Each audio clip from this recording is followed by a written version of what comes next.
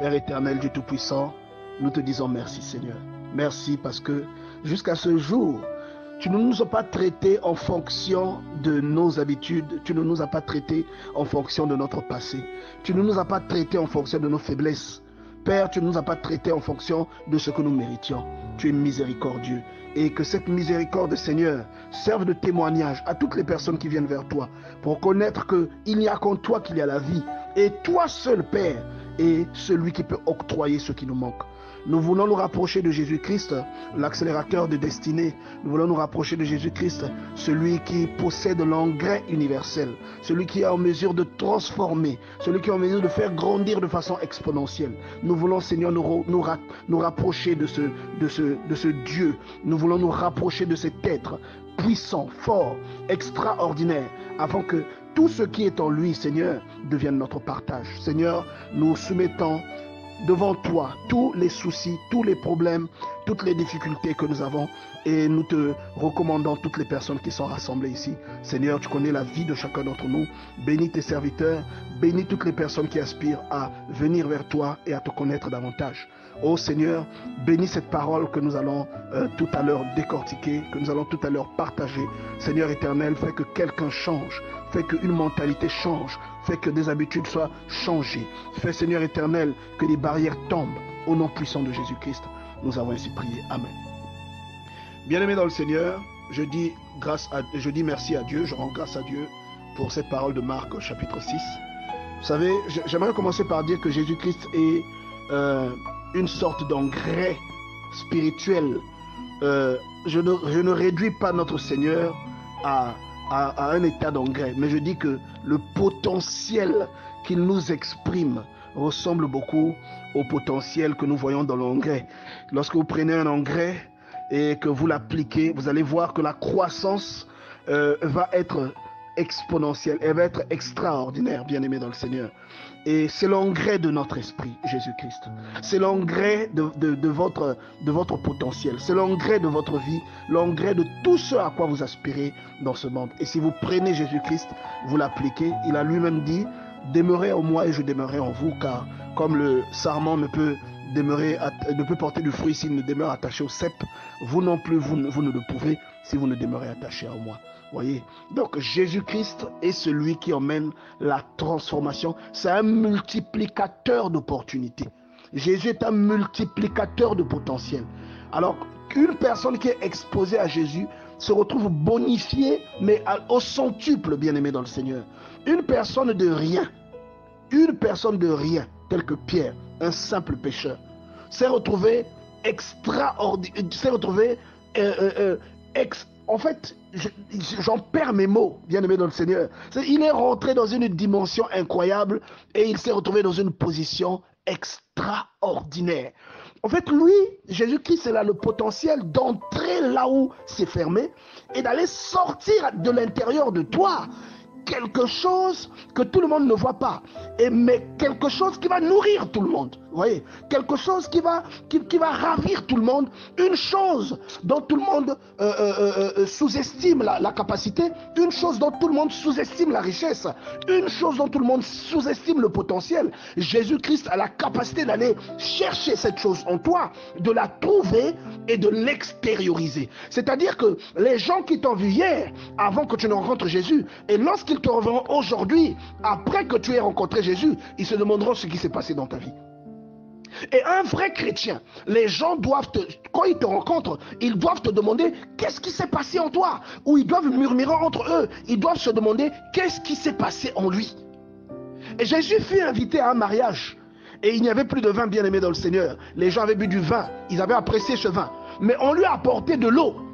Et l'eau à proximité de Jésus-Christ a pris une autre forme. Une forme beaucoup plus valeureuse. Parce que le vin a beaucoup plus de valeur et le vin coûte beaucoup plus cher. Alors il a donné une valeur ajoutée à de l'eau que n'importe qui peut se procurer. Mais lui, il a fait de cette eau quelque chose de rare. Et quand il vient dans ta vie, c'est la même logique qu'il applique. Tu deviens quelqu'un de rare. Imaginez un seul instant que le président de votre pays décide de venir habiter dans votre maison. Je vous garantis, bien aimé dans le Seigneur, que le protocole va arriver. Ils vont nettoyer votre maison. Ils vont même faire des modifications pour adapter votre maison au standard du président. Ils vont bloquer la ruelle pour que les gens arrêtent de passer par là. Ils mettront des bouchons de part et d'autre pour que la maison soit bien quadrillée, bien surveillée. Et bien aimé dans le Seigneur, autour de vous, les gens auront peur d'approcher le lieu de votre maison. Il y aura des snipers partout. C'est comme ça que Jésus-Christ s'illustre quand il vient dans la vie de quelqu'un. Et ce qui était insignifiant, lui, il fait de ça quelque chose d'extraordinaire. Et ce qui était réduit, il fait de ça quelque chose de potentiellement immense, bien-aimé dans le Seigneur. Vous voyez? Et c'est ça, Jésus-Christ. C'est ça. C'est un transformateur d'attitude. C'est un multiplicateur d'opportunités. C'est je cherche les mots, mais je ne les trouve pas. Et c'est normal, parce qu'il est difficile de décrire ce Jésus. Il est difficile de le décrire et de dire avec des mots propres ce que Jésus est, bien-aimé dans le Seigneur. Il est difficile de l'évoquer et de le qualifier vraiment dans la réalité de ce qu'il est.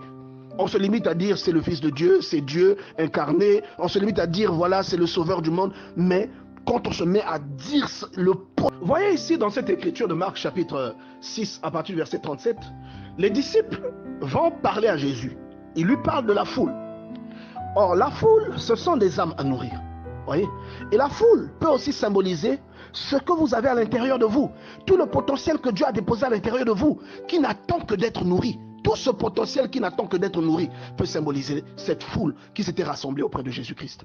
Et Jésus-Christ représente Jésus-Christ. Et les apôtres, c'est vous, votre volonté, votre bon sens, votre capacité à aller à la rencontre du Seigneur. Votre éligibilité, c'est le symbole ici des apôtres. Voyez? Et ils vont voir Jésus. Qu'est-ce qu'ils lui disent?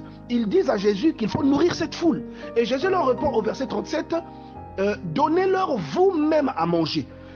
En fait, c'est un enseignement, c'est une réponse, on va dire, c'est une réponse qui donne en même temps une leçon.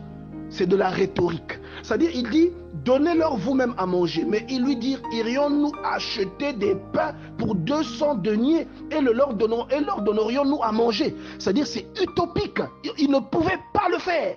C'est comme aujourd'hui, tout ce que tu essaies d'obtenir par tes propres efforts, tu ne pourras jamais l'obtenir par tes propres efforts. Il y a beaucoup de personnes qui se sont estimées être des belles femmes, mais elles n'ont jamais pu se marier. Il y a des gens qui ont estimé être des personnes intelligentes, mais ces gens n'ont jamais pu trouver un travail. Il y a des gens qui ont estimé avoir une belle taille, mais ces gens n'ont jamais réussi à devenir des mannequins. Il y a des gens qui se sont confiés en Dieu. Ils ont réussi à obtenir toutes ces choses. Il y a des gens qui avaient estimé que par leurs propres efforts, ils pourraient fonder une famille. Et il y a des gens qui ont décidé qu'un jour, ils quitteraient leur conjoint pour refonder une autre famille. Ces gens-là sont stériles jusqu'à ce jour. Ils n'ont pas pu avoir d'enfants. Tandis que certaines personnes qui, dépassées par l'âge, n'ont pas pu avoir d'enfants, se sont tournées vers le roi des rois. Et ce roi des rois s'est approché d'eux. Il a eu sur eux le même effet qu'il a eu sur l'eau qui s'est transformée en vin. Il a eu sur eux le même effet qui s'est passé sur le pain, sur les quelques pains et les quelques poissons qu'il a transformés en des milliers de pains et des milliers de poissons. C'est un multiplicateur de potentiel. Alléluia. Et il leur dit, donnez à manger, mais il leur enseigne que sans lui, avec leur propre capacité, ils sont incapables de venir à bout de leurs problèmes. Que si jamais dans l'équation, ils décidaient d'exclure Jésus, ils seraient incapables de manifester quelque chose d'extraordinaire. Et c'est ce que je vous disais au départ, demeurez en moi et je demeurerai en vous. Car comme le sarment ne peut porter du fruit s'il demeure attaché au cep, vous non plus, vous ne le pouvez. Et au verset 38, il leur dit, combien avez-vous de pain? Alors que Dieu vient, vous vous souvenez de Exode chapitre 3, Dieu demande à Moïse, qu'est-ce que tu as dans la main? Il va toujours utiliser quelque chose que vous possédez déjà, pour l'exprimer à un degré incroyable. Alors quelqu'un qui est ici, qui sait chanter, si tu ajoutes Dieu dans ta vie, ce chant deviendra une arme qui va briser des vies. Ça deviendra une arme qui emmènera des gens auprès de Jésus-Christ. Quelqu'un ici qui a le pouvoir, qui aime aider les autres, si tu emmènes Jésus-Christ, cela deviendra ce que cela fut pour les grands donateurs, pour des philanthropes que le monde a connus, bien-aimés dans le Seigneur. Alors il dit combien avez-vous? Il leur dit ce qu'ils avaient. Ensuite, il leur recommanda de tous les faire asseoir et ils s'assirent. Ensuite, ils distribuèrent les pains. Bien-aimés dans le Seigneur, vous savez, c'est comme le frère Francis nous a dit tout à l'heure. Lorsque vous voulez faire les choses par vous-même, il est très difficile que vous réussissiez à les faire.